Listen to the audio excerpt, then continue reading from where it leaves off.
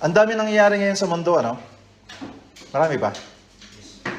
Lalo na kasi dahil ang internet ay buhay na buhay, madali nating nababalitaan yung nangyayari sa iba-ibang region, iba-ibang nations. Madali nating malaman kaagad na something happened here, there. Kaya pag nagsabay-sabay yung mga balita, sometimes overwhelming. Tama ba? Tama, hindi ba? Hindi kayo na-overwhelm? Ako lang ba? May sarili na nga tayong pinagdadaanan. We have our own sets of challenges. And then, dadagdagan pa ng mga challenges na nakarating sa atin. Pati yung paghihiwalay ng ninaano, Bea. Pati yun, nalalaman natin. Tapos ang sakit naman noon. Ba't naghiwalay sila? Kakasal na lang. So marami tayong na-encounter ng mga hugot.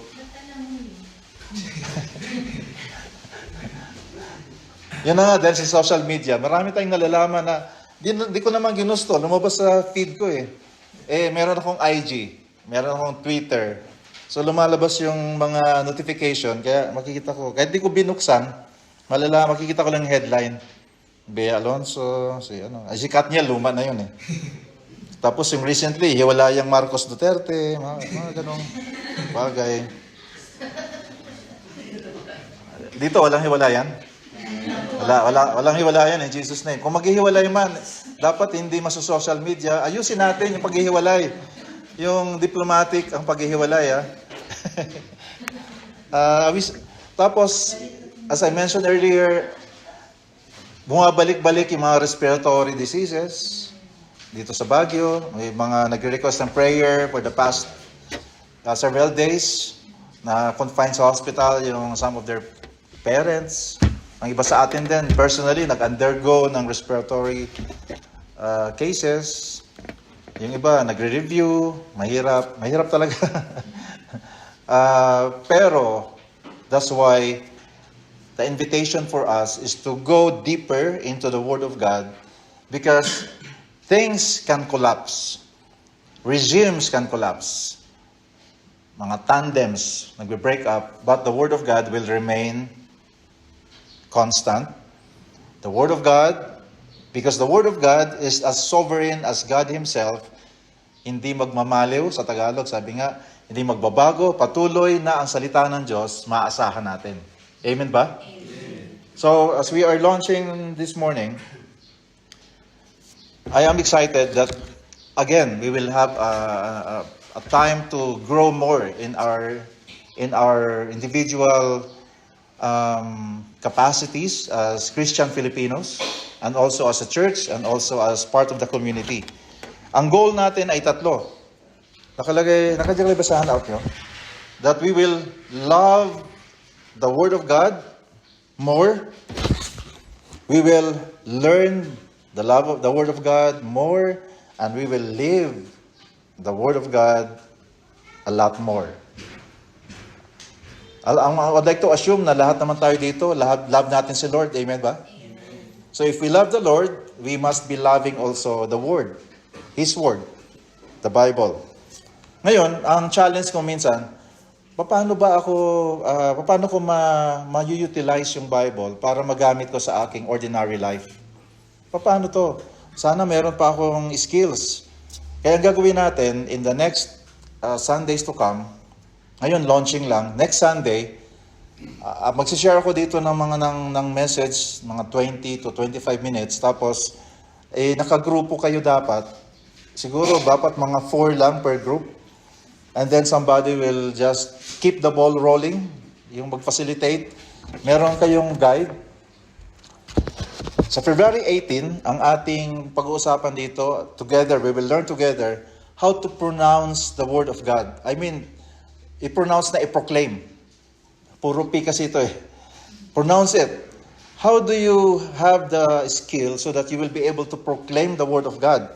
Tapos, February 25, and by the way, sa February 25, ang tradition na natin dito sa Life Journey, pag panagbeng float parade, ang ginagawa natin, ang worship service natin sa hapon.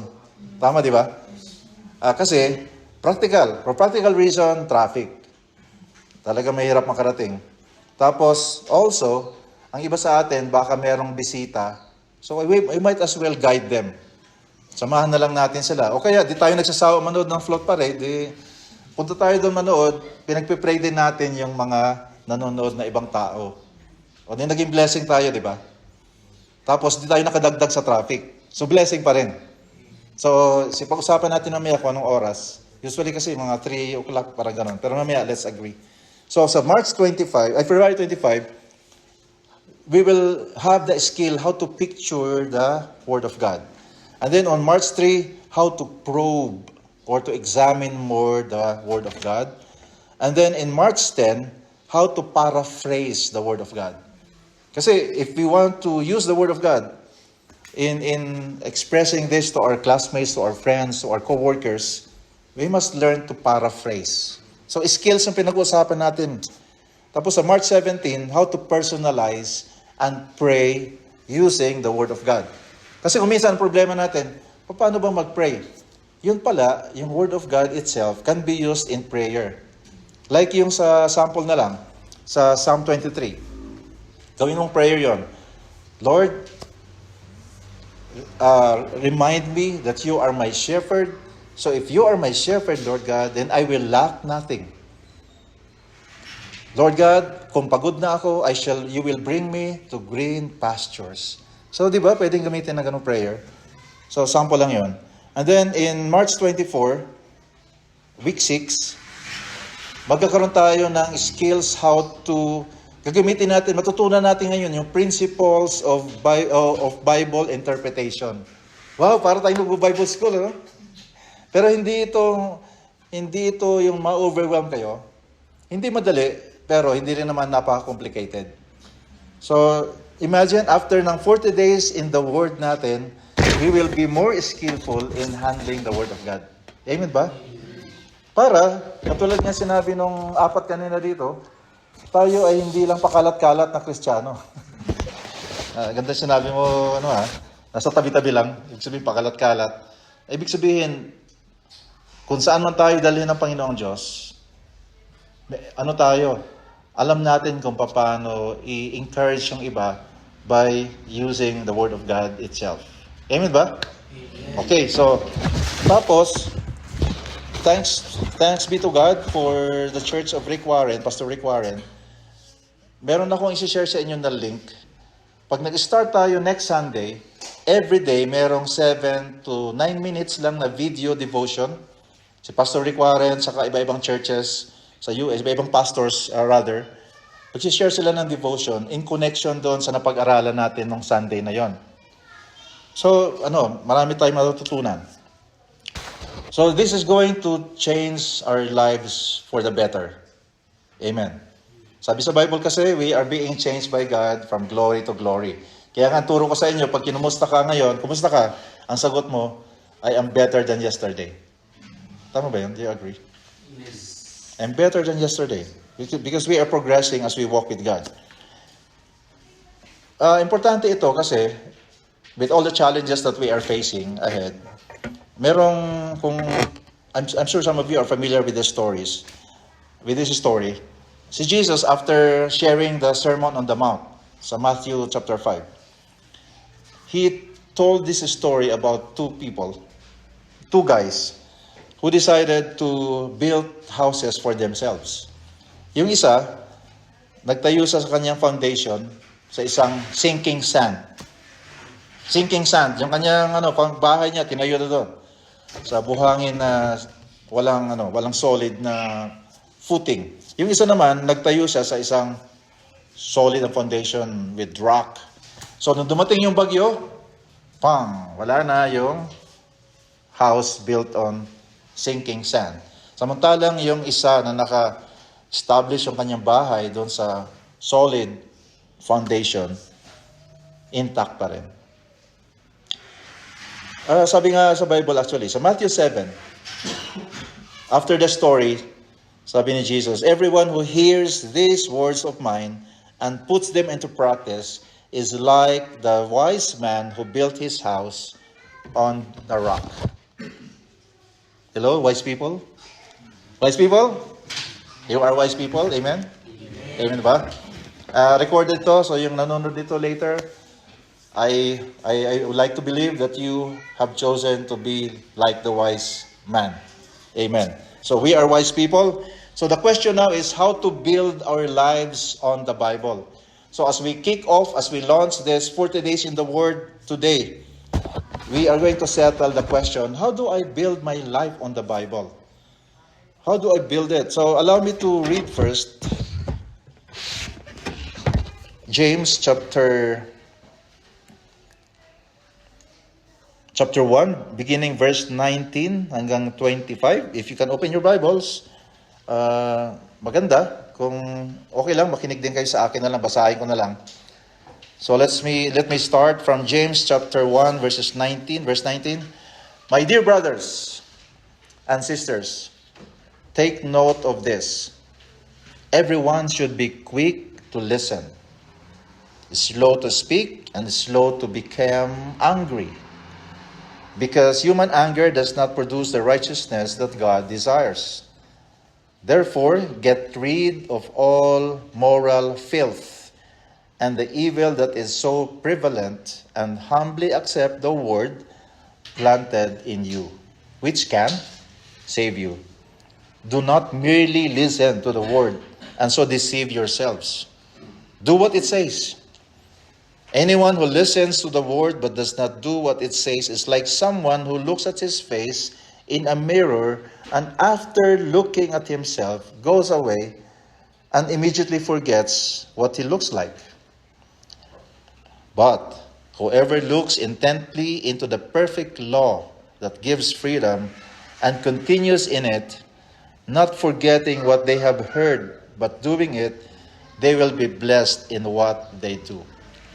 Thank you, Lord. Let your Lord for your word today. In Jesus' name, amen. So out of these passages that I read today, Life Journey family, first answer to the question is, I receive it with my ears. Ang Panginoon Diyos kasi binigyan tayo ng 5 senses, di ba? So tayo ngayon, multi-sensory ang learning natin. Para pala ang Word of God ay ating magamit to build our lives on it.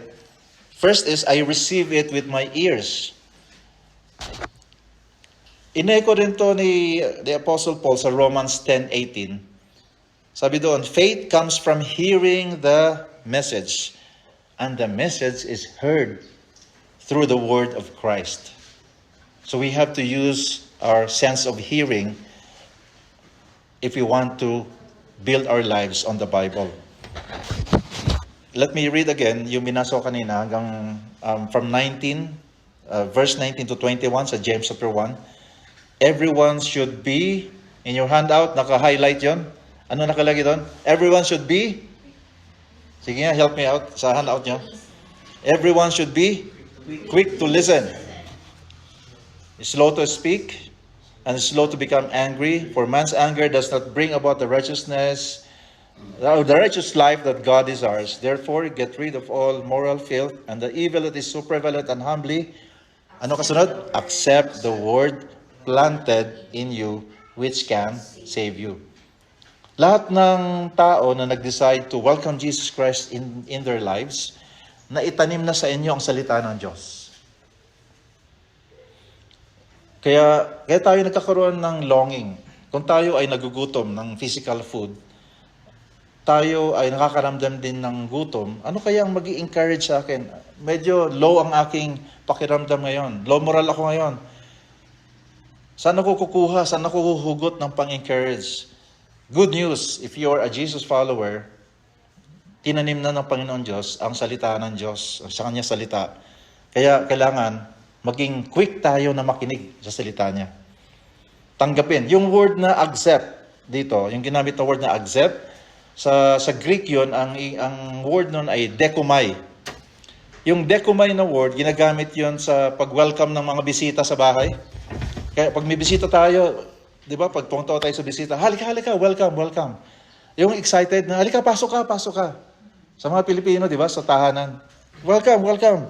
Ganun daw yung ibig sabihin nito ng accept, na excited tayo na welcome salita ng Diyos. Yun, dekumai.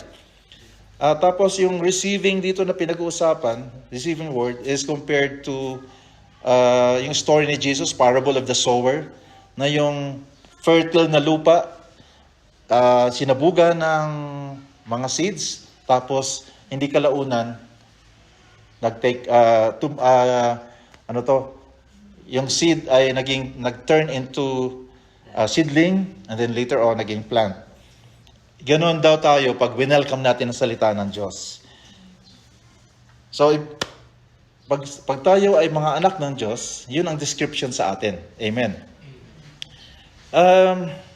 So dapat, lagi tayong ready to welcome the Word of God. Ngayon, meron dito nakalagay sa handout nyo, for good reception, I need to be quiet. Kasi pag maingay ako, hindi ko marinig si Lord. Tama ba yun? Ako lang ba yun o tayo? Ang ingay natin Lord, paano na to? Paano to? Lord, ganito. Walang kuryente, Lord God. Hanggang ngayon, wala pa rin. Pag maingay ako, di ko marinig na may purpose pala si Lord kung bakit nangyayari. O kaya, hindi naman niya kagustuhan na walang kuryente ngayon, pero si Lord, ang maganda sa Panginoon Diyos, yung maituturing nating kamalasan, si Lord, meron sang hinanda na purpose doon. Hino-convert ni Lord yung pwedeng ma-describe na malas into something beneficial for us. So siguro nagtatanong na kayo, anong benefit ngayon na brown out? Tingnan natin. Kaya nga, ang sabi doon sa Bible kanina binasa natin, be quick to listen and slow to speak. Ibig sabihin, pakinggan muna natin yung opinion ni Lord bago tayo mag-opinion, mag-opinionize. Kuminsan kasi napaka-articulate natin, napaka-opinionated natin na si Lord wala ng panahon para marinig natin yung kanya sinasabi. Amen ba? Napaka-opinionated ni Mr. Mungkada, kaya si Lord hindi ko marinig. So, let's decide to be quick to listen. And slow to become angry. Pag galit tayo, pag nag-decide tayo na magalit kaagad, hindi natin marinig din sa Lord. So, we have to keep calm. O kaya nagmamadali tayo, Lord, sige na, magsalita ka na. Kasi, may deadline ka, Lord. Magka-count lang ako ng hanggang 5. Lord God, 1, 2, Lord, 5 na, hindi ka pa nagsasalita. And also, we need to release to God anything that is unclean. Although nilinis na tayo ni Jesus, pero kahit na Kristiyano na tayo, pwede tayong maglagay pa rin dito sa mga puso natin ng mga bagay na basura, yung nagtatampo, naiinis. Pero sige lang, turn over natin kay Lord. Tapos, ayun, sabi doon sa handout, may filth, may evil. So, ibig sabihin, let's go to God in humility. Lord God, may maraming bagay na hindi ko kaya, nasaktan ako. Pero Lord God, here I am before you. Ang sarap kasi na nakaharap tayo di ba tayo pag lumalabas, mga Pilipino, mahilig tayo maligo. Ang mga Pilipino daw, mahilig maligo kahit maginaw. Si Lord naman naglilinis sa atin, pero gawin nating act of worship, yung hindi tayo nangangamoy sa presensya ni Lord. I mean, hindi physical na amoy, kundi pagdating mo kay Lord, puro hugot ang Ibig sabihin, bago ka makipag-usap kay Lord, bago marinig, i-turn over muna natin kay Lord. Lord, hugasan mo ako ngayon. Salamat na hugasan mo na pala ako. Ayusin ko pala. Lahat ng tumanggap na sa Panginoong Jesucristo, hinugasan na tayo ng kanyang banal na dugo. Kaya ibig sabihin, kung nahugasan na tayo, pagharap natin sa Panginoon Diyos, huwag na tayong, let us not remain na dala-dala natin yung mga toxic na mga bagay na nakuha natin sa experience natin at galing sa ibang tao. Amen? Amen. So in humility, humbly accept the word. I get rid of all moral filth and the evil that is so prevalent. Humbly accept the word planted in you which can save you. And that brings us to the second thing, using our senses to build our life on the Bible, which is I read it with my eyes. So, in addition to listening to the Word of God, makinig sa mga preachers, mga nasa video, sa mga messages, tayo mismo, let's use our eyesight. That's why in verses 22 to 25, James chapter 1. It says there, in your handout, it's there. Let's read together. Do not merely listen to the word and so deceive yourselves. Do what it says. Anyone who listens to the word but does not do what it says is like a man who looks at his face in a mirror, and after looking at himself, goes away and immediately forget what he looks like. But the man who looks intently into the perfect law that gives freedom and continues to do this, not forgetting what he has heard, but doing it, he will be blessed in what he does. We want to be blessed. Amen? So the invitation here is to look intently. Di ba pag meron tayong gustong nakikita, we look at it intently. Ang Word of God, ito ang pinaka-the best na balita. Ito ang pinaka-the best na information. Actually, revelation para sa atin. So therefore, we should accept the invitation to look at the Word intently. Ibig sabihin, nag-decide talaga tayo to give focused attention to the Word of God. Because, as we read, the Word of God is like a mirror. Kaya ako nung araw, that was 40 years ago siguro, medyo takot ako, pinipili ko lang yung minubuksan ko sa Bible kasi pag nabasa ko yung Bible, nare-remind ako na merong mga bagay akong ginagawa na hindi na dapat. So, mirror, di ba? So, ang Word of God, pag nagbasa ka, nare-remind ako na may mga bagay pala akong tagilid, alanganin, ginagawa ko. So, buti na lang na ang Word of God is the perfect mirror, perfect reflection of who we are right now, so that God can continue His work in us. Kasi naiinis ka nga sa sarili mo, bakit ko pa ginagawa ito? Dapat hindi na. Mabuti na lang merong salita ng Diyos para magbibigay sa atin ng reflection na nandito ako sa gawain na to. At si Lord, ang desire niya ay mabago ako. Para hindi na ako naiinis sa sarili ko. Naalala ko many years ago, nainis ako sa anak naming lalaki. Tapos na-realize ko, kaya pala kung nainis sa kanya, kasi nakikita ko sarili ko sa kanya. So yung frustration ko sa sarili ko, doon ko binabaling kay Seth. So Seth, tinatawag naman niya, tinatawag na ako Seth, di ba? So, I'm sure nakaka-relate kayo doon. Ba't ka naiinis sa kapatid mo? Kasi nakita mo sarili mo. Naiinis ka sa magulang mo. Ay, kasi magulang ko, doon ako galing. Kaya, pinipilit natin baguhin yung ibang tao kasi naiinis ka sa sarili mo. So, mas maganda na kunin natin na reflection yung salita ng Diyos kasi alam ni Lord kung paano rin tayo baguhin. Amen? So, to assess ourselves, let's go to the Word of God.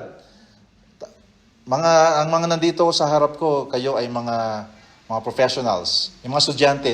Sanay kayo sa evaluation, di ba? Evaluate ng evaluate. So, if we want to evaluate our lives, go to the Word of God. And then, after evaluation, Lord God, sinasubmit namin ang resulta ng evaluation, then do the thing that you do best in our lives. Amen. Ay, salamat na lang. May kwento kasi, namatay na si Queen Elizabeth, di ba? Hindi si Queen Elizabeth II, yung first na Queen Elizabeth. Nung tumanda na siya, pinatanggal niya lahat ang mga mirror sa palasyo para hindi niya makita na tumatanda na siya. Para hindi niya makita na ang reflection niya tumatanda na. So sana hindi tayo maging ganun, no? Na kaya, huwag niyo gayahin ako nung araw, 40 years ago, na ayaw buksan ng Bible kasi ayaw ko makita ang sarili ko. So, ang isang invitation ko sa inyo is get a Bible reading plan. If you are using a YouVersion Bible app, every day meron doon Bible verses at meron din Bible reading plan. So wag na tayong lumayo. Kung sa Android ninyo, sa iPhone, meron kayong YouVersion or any Bible app, use a Bible reading plan that is available there. All right. Next is, third way to build my life on the Bible is I research it with my hands and my mouth. Ibig sabihin, saliksikin natin, we conduct exploration. What is the difference between reading and studying? Is there a significant difference? Yes, there is. Bible study requires writing down what I learned. Kaya nga, buti na lang, pati rin sa technology ngayon, in your respective smartphones, whatever operating system you have, meron tayong mga sulatan dito. So, di na kailangan lumayo. You can take notes using your devices. If you are before your laptop the whole day because you are working in an office, then actually, meron din mga apps doon that you can type your notes. While you are riding a jeepney or taxi or whatever, naghihintay ng pila, you read the Bible and then you use your app here and take notes. So, kaya nga ito ang aking tinuturo sa ibang mga kakilala na naiinip ang haba ng pila. Actually, ang gawin mo habang nakapila ka, go to the Word of God, take notes. Baka mamaya magsabi ka pa, ay, ang bilis. Tapos na ako sa pila. So, we can turn seemingly boring and unproductive time into something useful. Amen ba? So ito, pwede natin magamit dito. Bible study requires writing down what I learned, and next is talking about what I learned. That's why next Sunday, after my sharing how to do the pronounce it, you will learn together with the small groups here. So, multi-sensory learning, adult learning ang gagawin natin next week. In John chapter 5 verse 39, you search the scriptures because you believe they give you eternal life, and the scriptures point to me. The Word of God is available to us, but we have to take part in exploring it. Mga Pilipinos, mahilig mag-explore. That's why we love to go to places. So, ibig sabihin, built-in na sa atin ang pagiging explorer. So, ang gawin natin, let's also be an explorer when it comes to the Word of God. Amen? In Acts 17 verse 11, we have here a description of a group of people in Berea. The people of Berea were more open-minded than those in Thessalonica. Why? Because they listened eagerly to Paul's message. And then another why? Because they searched the scriptures day after day to check up on Paul and Silas to see if they were really teaching the truth. So wag lang kayo mag-rely sa akin. Kaya nga ito ang maganda sa Christian community na hindi tinuturo sa Christian church na ay makinig ka lang kay pastor, okay na yon. Ako, baligtad nga eh. I share something, kaya nga may handout tayo para pagbalik nyo sa kanya-kanyang bahay, you check it out. Para kayo rin mismo, makarinig kayo from the Lord. Amen? Kasi pag sa akin lang kayo umasa, ang mangyayari sa atin, kulto. So, gusto nyo ba ng kulto? Ako ayaw. Kulto ni Bio. Ako, ang pangit yun. Kulto ni Bio at Flora. No way in Jesus' name. Kaya tayo ay Jesus followers, kaya tayo makinig lahat kay Lord. So that brings us to number 4. I review and remember it with my mind. In James chapter 1 verse 25. Ito na ngayon. Description to sa inyo, mga kapatid. The man who looks intently into the perfect law. Pag sinabing law, this is the Word of God. And continues to do this, not forgetting what he has heard, but doing it, he will be blessed in what he or she does. Hallelujah! So, ibig sabihin, we hear it, we listen to it, we read it with our eyes, and then we research it using our skills, and then we review it, and then we remember it. Gusto natin tuloy-tuloy a blessing. So we review the Word of God. Ibig sabihin nito, we continue to ponder or think about the Word of God. Kaya nga, again, this is very useful. Para yung notes natin malagay dyan na, question, Lord, why did you say something about it? Kaya natuwa ako kagabi, lumapit sa akin sina Dominic, sina Patrick, saka si Aaron. May tanong daw tungkol sa Word of God. So binalik ko lang yung tanong. Ibig sabihin, kailangan mag-research pa sila. Kasi kaya kong sagutin naman on my own, pero ang ginawa ko, instead na sagutin diretso, ano ba sinasabi sa Word of God? Balikan, basahin niyo ulit. Tapos mag-usap ulit tayo. It's convenient to just, for me, na, sige, ganito.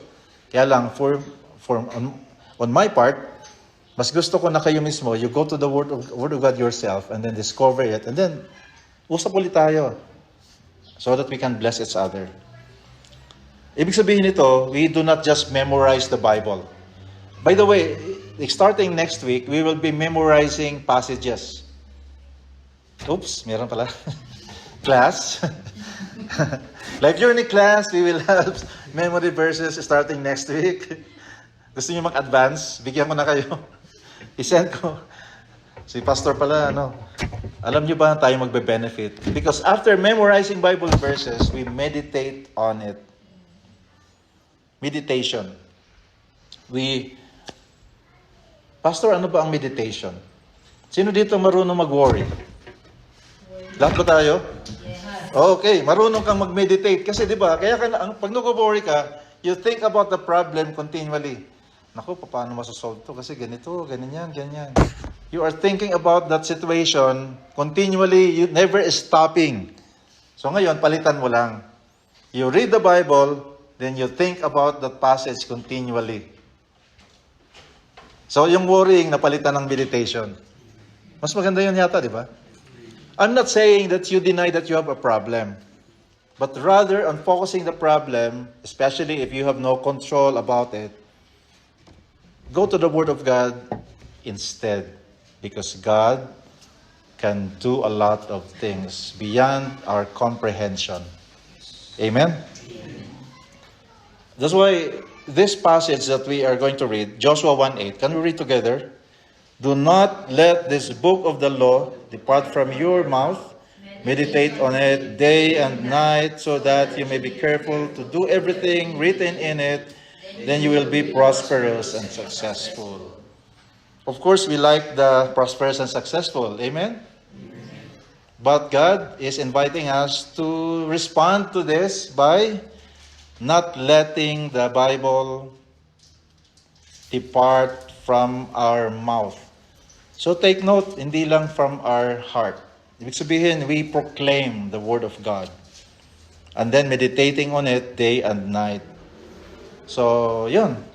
Kaya alam na natin, warriors, ngayon, mga nagme-meditate na tayo. Amen. Ang galing ni Lord, And finally,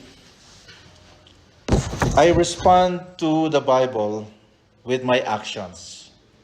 That is the fifth way of building my life on the Word of God. That's why, going back to what we read earlier in James 1 verse 22, can we read together? Do not merely listen to the Word and so deceive yourself. Do what it says. Maraming tao nagtatanong ko minsan, Pastor, anong pinaka-the best na translation ng Bible? Ang natutunan ko to kay Pastor Rick Warren.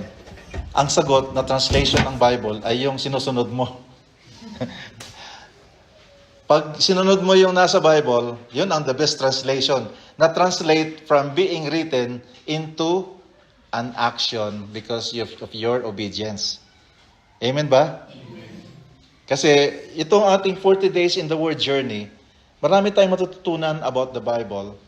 Ang purpose nito ay hindi para maging mayabang tayo na marami kong alam sa Bible. Sa church namin, bigyan nito. Pero yung puso mo naman, nagsishrink. Dapat ang mangyari, yung puso natin ay nagkakaroon ng enlargement. Ibig sabihin, mas masunurin ka sa salita ng Diyos. Kung ikaw ay anak, mas masunurin ka sa mga magulang. Yung mag-asawa, mas tinotolerate ang uniqueness ng kanilang asawa. Ganun din sa mga boyfriend-girlfriend, sa mga friendship. Ibig sabihin, mas tayo.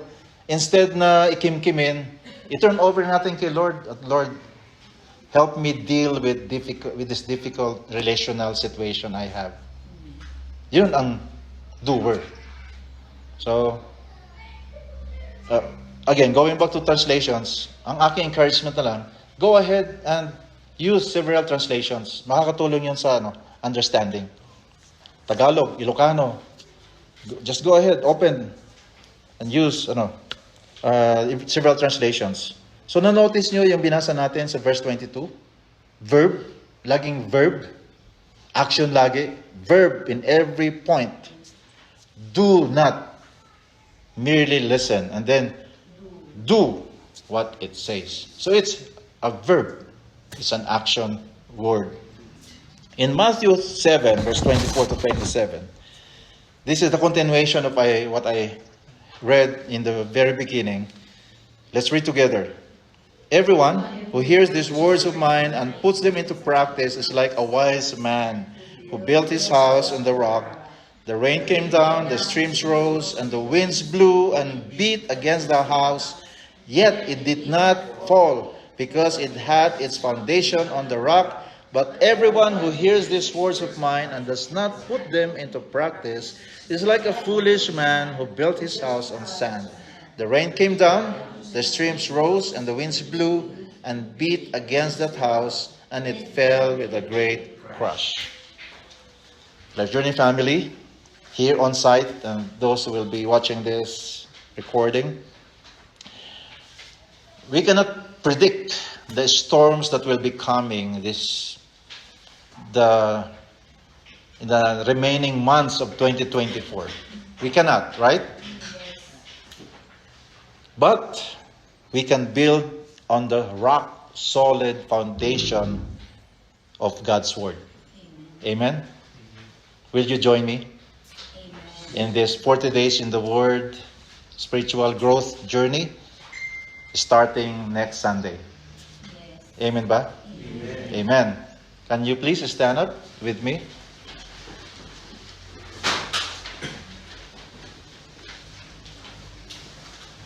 And in practicing what we just preached today, di lang tayo nakinig, but we will put an action into it. I'd like to request Errol to please distribute this. May ballpens pa kayo? Meron tayo dito covenant. It reads here, 40 days in the Word, Life Unit Church Baguio Covenant. So do you have your covenant card with you? Kung kulang, meron pa dito. Yung mga nasa online, we will just send, I'll upload yung nasa online community, something like this. So as you read together, in the covenant card, it says there, all Scripture, let's read together. All Scripture is God-breathed and is useful for teaching, rebuking, correcting, and training in righteousness, so that the servant of God may be thoroughly equipped for every good work. 2 Timothy chapter 3, verse 16 to 17.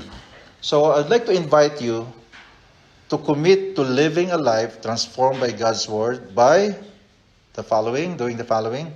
First is reading God's Word daily. The reference is in Matthew 4:4. And then putting God's Word into action, James 1:22, and memorizing God's Word, Proverbs 7, chapter 2, verses 2 to 33. Do you accept the invitation? Yes. Amen. Now, maraming challenge. I would like to warn you, the enemy will not be happy about this, pero huwag tayong matakot. Kung merong ilagay ang enemy na mga dahilan para ma-discourage ka, kunwari, Sunday, nandito dapat next Sunday, pero wala. Marami tayong paraan eh. Kunwari, talagang wala ka sa next Sunday dahil you have to be in another place, we can do it in another time. Kaya I'm offering that starting next week, I'll be available on a Monday early afternoon dito or early evening, 6 o'clock. Yung hindi nakapag-small group dito sa Sunday, we can do it here. Or parang nabitin tayo. So, sige, let's have a time here on Monday. Not this Monday, not tomorrow, but starting next Sunday. So right now, do you have ballpens with you?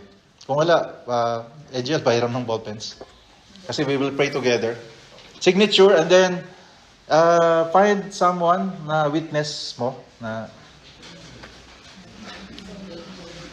na mag-encourage. Kung sino man yung maging witness mo, that witness should be the one encouraging you na I love you, that's why I'm reminding you with our journey with the Word of God. And then we will pray together.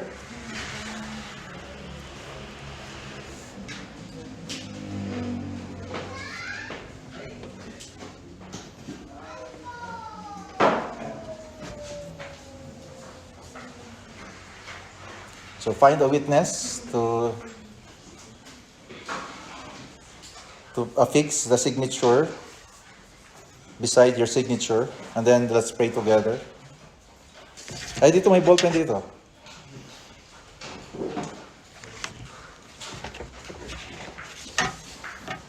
Those who are watching this, as I said earlier, we will upload a facsimile of this or a copy of this.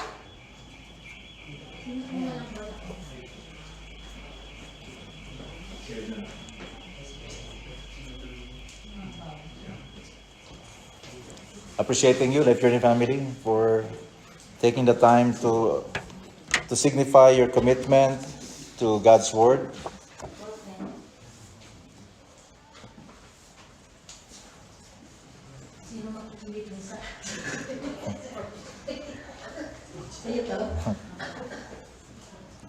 Tatawagan lagi kita. Bakit siya yung lagi tatawa sa'yo? Sino ang tatawa lagi sa akin? Oh, Esther. Tawagan lagi ako. Okay, ready? Ay, meron pa? Permahan pa ba? May kumera sa'yo. Alright, so now kung tapos na kayong pirmahan, tayo. And then after the message, I would like to ask again our worship team to lead us in singing, Let Everything That Has Breath Praise the Lord. Sige, after this. Okay, so everybody please stand. Will you please stand with me? Symbolic din to, you are standing with me. So, ninyo yung no. Ako pirmahan pa rin pala. Baka mamaya si pastor pala pumirma eh. O nga pala, nakalimutan ko pumirma. Errol, alaga, witness kita. So. Ibig sabihin, I am holding myself accountable as well to you through Errol. Sige, can we just lift our covenant cards close to our hearts.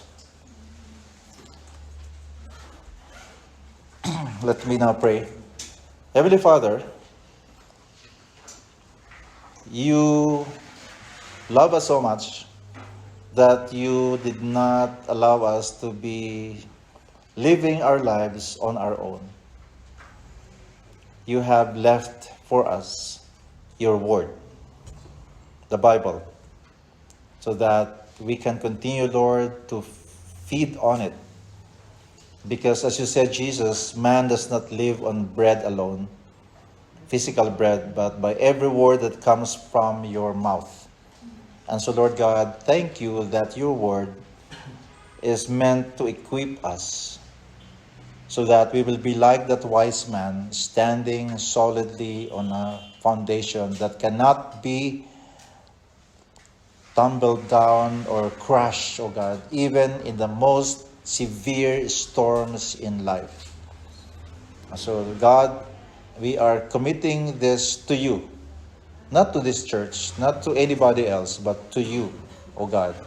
So, Lord, as we hold this covenant card, this is symbolic, Lord God, of our desire to continue, Lord, to be nourished by your word.